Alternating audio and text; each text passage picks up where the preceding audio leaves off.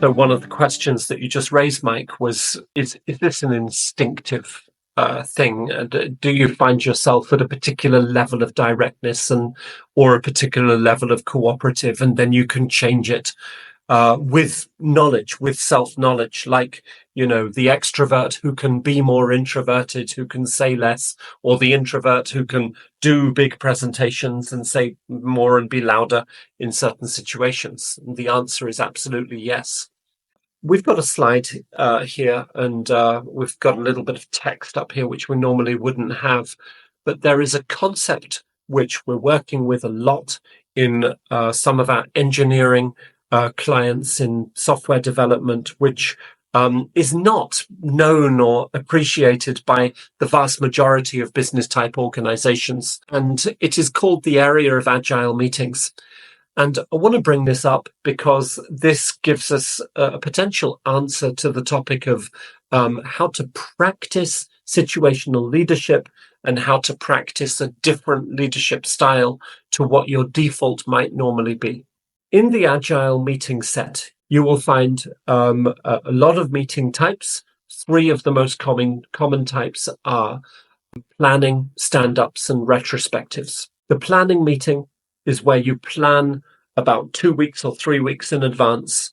You get all of the tasks together, you distribute them among the team members, and then each team member will forecast how long each task is going to take, make an assessment of how long each thing is going to take, not from a sense of that is the target and that's what we have to achieve, but from the long-term sense of how good do we get at time management in terms of how long will something take. Refining, using our SMART goals to set objectives and to be clear on what tasks look like, and this whole process of committing and making a commitment to a particular set of work package. So the planning meeting is very directive in terms of content. It's very direct in terms of this is what we need to discuss. This is how we need to discuss it. These are the different elements and things that we need to speak about. Within the meeting itself, there's a lot of room for choosing topics and choosing items and having discussions around the various topics that are there. A strict structure with a soft center, if you like. Yeah. What do they call those biscuits? The Oreos. Yeah. It's crispy crisp on the outside and soft in the middle. Direct structure, cooperative middle stage for that. So with these planning meetings, how often would they usually occur? It's a repetitive meeting, which means that it occurs every 3 weeks. Then the team goes into the development stage, and then in the development stage, they do a daily stand-up, which is a 5-minute or 10-minute meeting where they analyze where are we going and what are our blockers, if we have any blockers or bottlenecks. Then they ask for help from the Scrum Master. So they use this stand-up meeting for tracking and controlling mostly.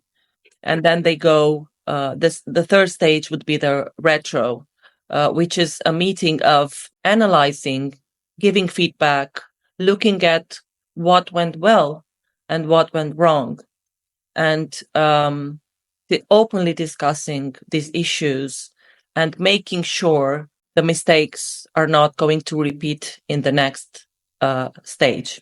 And this sequence of meetings then is repetitive and reiterative, and the team members and the manager is invited to trust the process.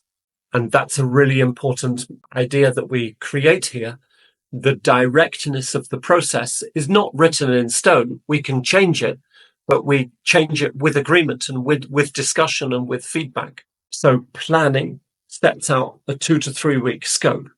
The stand-up is the daily connection where, as you say, Joanna, what did I do yesterday? What am I planning to do today? What are my blocks? What are the areas where where I may need help? Great example of a sales environment that runs a weekly stand-up where the items on the agenda are What are your top 3 opportunities? What are your bottom 3 opportunities? Where do you need help from me? And what's your plan for the week? And so it's a 10-minute meeting. And once this meeting format is established, the sales organization works extremely well within it.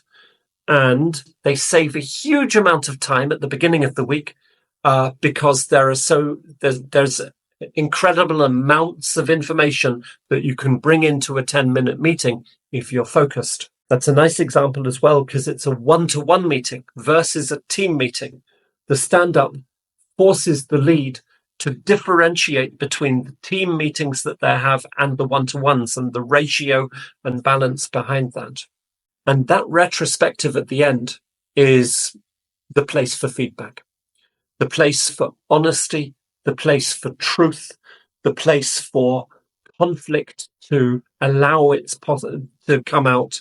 So the link to the team development cycle and the storming stages is critical in that retrospective.